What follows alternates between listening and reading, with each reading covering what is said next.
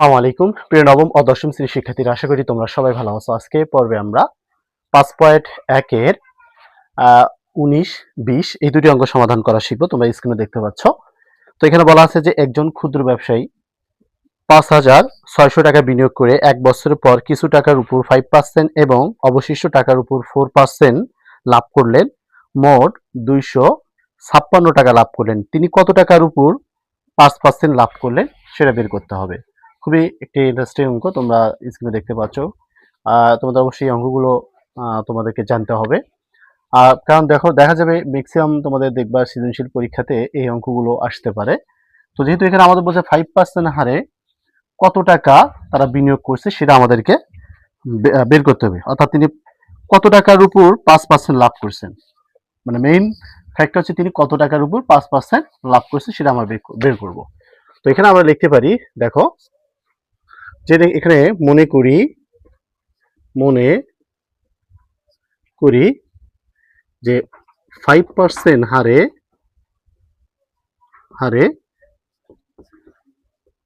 বিনিয়োগ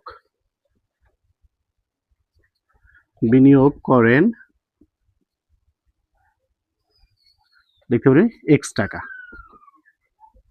তাহলে এটা আমরা মনে করছি যে 5% হারে বিনিয়োগ করেন x টাকা। এখন আমরা পরে লিখতে পারি যে 4% হারে, তাহলে 4% হারে বিনিয়োগ করেন, তাহলে এখানে লিখতে পারি যেহেতু তিনি 5600 টাকা তিনি কি করেন বিনিয়োগ করেন, অর্থাৎ ক্ষুদ্র ব্যবসায়ী।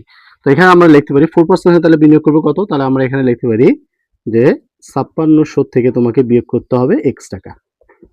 ঠিক আছে, এটা হচ্ছে 4% হারে। যেহেতু আমাদের বলছে 5% হারে কত টাকা, আমরা 5% হারে এটা বের করব। তো এখন আমরা লিখতে পারি, দেখো তাহলে অতএব 5% হারে মানে x টাকায় কত টাকা, যেহেতু আমরা x টাকা ধরে নিয়েছি, তাহলে আমরা লিখতে পারি x টাকা এক বছরে মুনাফা, আমরা জানি মুনাফা হবে তার কত, ইকুয়াল টু পি এন আর। তো এখানে আমরা যেহেতু পি হচ্ছে আসল, পি এখানে আমরা ধরে নিয়েছি এক্স হচ্ছে আসল, তাহলে এইভাবে লিখতে পারি আমরা। দেখো তাহলে এক্স গুণন 1 যেটা 1 বছর গুণন 5% হার বলতে এখানে উপরে 5 নিচে কি হবে 100। তো এখন যদি আমরা কাটাকাটি করি, তুমি যদি কাটাকাটি করো তাহলে এখানে আসবে কত 20। তো এখানে আমরা লিখতে পারি তো এক্স ভাগ 20 টাকা। তো এটাকে টাকা লিখবা। ওকে ওকে।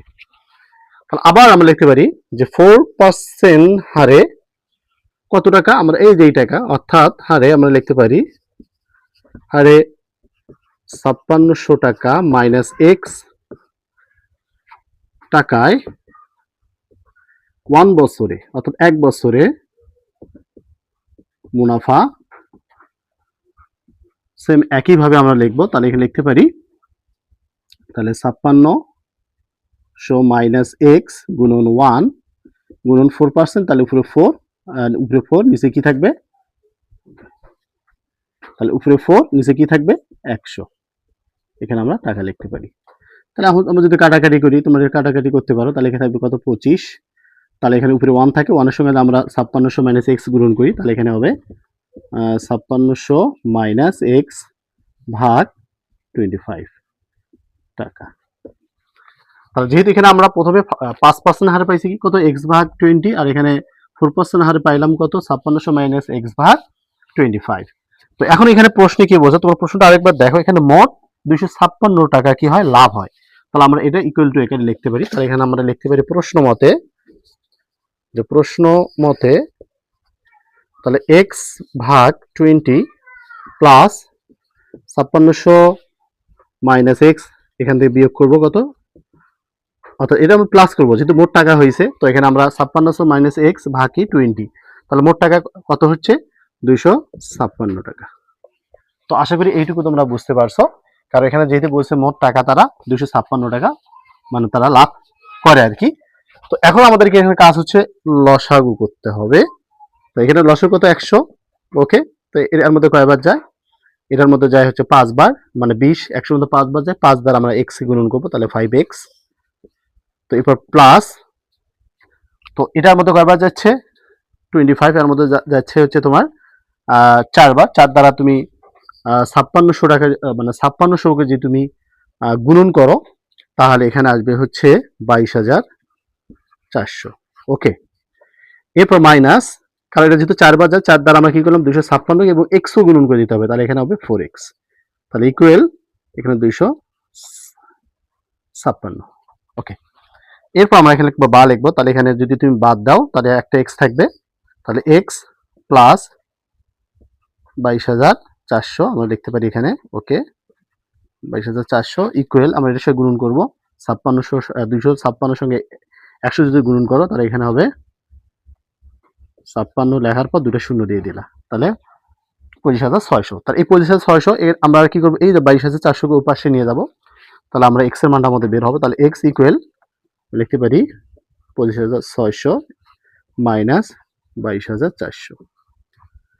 তাহলে এখন যদি তুমি বিয়োগ করে দাও তাহলে আমাদের এক্স এর ভ্যালুটা বের হবে, তাহলে আমরা লিখতে পারি এখানে 25,600, এখানে আছে 22,400, যদি তুমি বিয়োগ করো তাহলে এখানে আসবে হচ্ছে 3200 টাকা। কত? 3200 টাকা। তাহলে আমরা কি লিখতে পারি অ্যান্সার, তাহলে 5% হারে তিনি 3200 টাকা লাভ করেন, অথবা 3200 টাকা লাভ করেন 5% হারে। তো আশা করি এইটুকু তোমরা বুঝতে পারছো, অঙ্কটি খুবই সহজ, বেশি কোনো কঠিন না। যদি না বুঝে থাকো আরেকবার তোমরা রিপিট করে ভিডিওটা দেখো, ইনশাল্লাহ বুঝতে পারবা। এখন আমরা 20 নম্বর অঙ্কটি সমাধান করব। 20 নম্বর অঙ্কে বলা আছে, তোমরা দেখতে পাচ্ছ স্ক্রিনে, যে একটি বালিকা বিদ্যালয়ে একটি শ্রেণীকক্ষে প্রতি বেঞ্চে 6 জন করে ছাত্রী বসালে 2টি বেঞ্চ খালি থাকে, কিন্তু প্রতি বেঞ্চে 5 জন করে ছাত্রী বসালে 6 জন ছাত্রী দাঁড়িয়ে থাকতে হয়, ওই শ্রেণীর বেঞ্চের সংখ্যা নির্ণয় করতে হবে। তাহলে আমাদের কি করতে হবে, ওই শ্রেণীর বেঞ্চের সংখ্যা। তাহলে আমরা মনে করি, দেখো মনে করি অঙ্কটা একটু খুবই সহজ অঙ্ক। তাহলে মনে করি শ্রেণী কক্ষের, তাহলে শ্রেণীকক্ষের বেঞ্চের সংখ্যা, আমরা বেঞ্চের সংখ্যা ধরে এক্স ধরে নেব, সংখ্যা হচ্ছে এক্সটি, ঠিক আছে। তাহলে ওই শ্রেণীকক্ষের বেঞ্চের সংখ্যা আমরা এক্স ধরে নিলাম। যেহেতু এখানে আমাদের প্রশ্নে বলছে, তোমরা একটু প্রশ্নটা আবার দেখো, আমরা লিখতে পারি যেহেতু প্রতি বেঞ্চে, কত, প্রতিটা বেঞ্চে,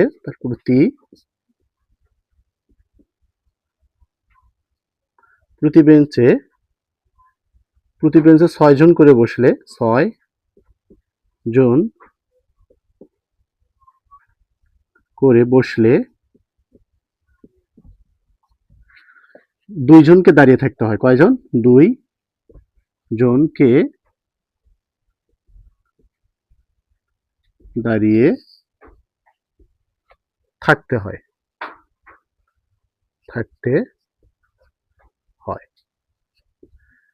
তাহলে ওই শ্রেণীর ছাত্রী সংখ্যা তাহলে কত হবে, তাহলে লিখতে পারি এখানে যে ওই শ্রেণীর, তাহলে ওই শ্রেণীর ছাত্রীর সংখ্যা,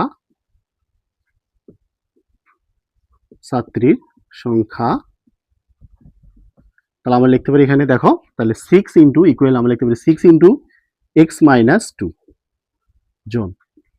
তাহলে এখানে তুমি যদি গুণ করে দাও তাহলে এটা এভাবে হবে, অর্থাৎ 6x মাইনাস 12 জন। ওকে, তাহলে আবার প্রশ্নটা আবার দেখো তোমরা, আবার আমরা লিখতে পারি, প্রশ্নটা একটু খেয়াল করো, আবার লিখছি কি এখানে, প্রতি বেঞ্চে 5 জন করে ছাত্রী বসালে 6 জনকে আবার কি থাকতে হয়, দাঁড়িয়ে থাকতে হয়। তাহলে আবার আমরা লিখতে পারি যে এখানে প্রতিটা বেঞ্চে 5 জন করে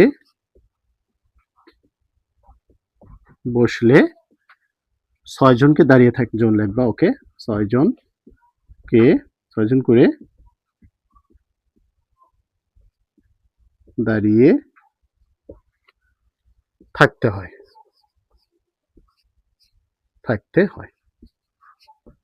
তাহলে ওই শ্রেণীর ছাত্রীর সংখ্যা কত হবে, তাহলে শ্রেণীর ছাত্রীর সংখ্যা হবে, এখানে লিখতে পারি শ্রেণীর ছাত্রীর, ওকে, সংখ্যা এখানে হতে হবে 5x প্লাস 6 জন, ঠিক আছে। আশা করি এইটুকু বুঝতে পারছো। তাহলে উভয় শ্রেণীর ছাত্রীর সংখ্যা কি থাকবে, সমান।